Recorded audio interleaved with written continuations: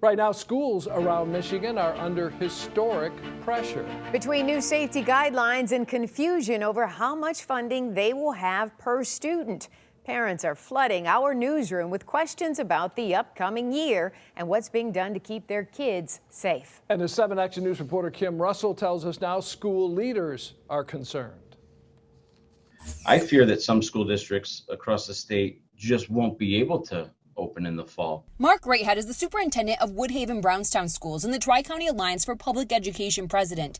He warns schools are expecting to have to spend millions to help children social distance and sanitize, while also facing potential budget cuts as the state experiences a loss in tax revenue due to the stay-at-home orders. These are the kinds of things that keep me up at night. We're waiting for clear guidance from the governor to help us make decisions.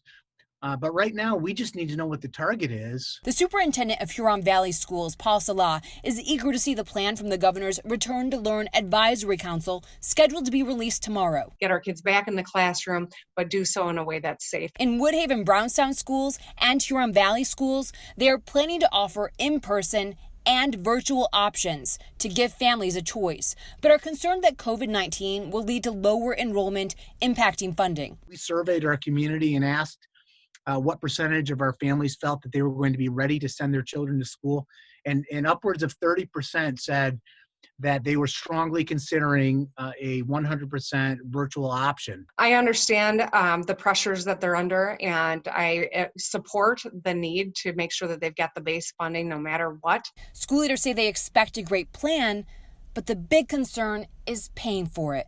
And not being able to execute that plan because the funding wasn't provided. We are betting that the federal government is going to step in and provide assistance. If they do not, then we're looking at about a $12.5 million cut. That's one message that's going to raise concern for some. The governor, too, said there's not a backup plan. She is hoping the federal government steps in and helps with funding for schools across the country. Again, the Return to Learn plan will be unveiled with details tomorrow. Kim Russell, 7 Action News.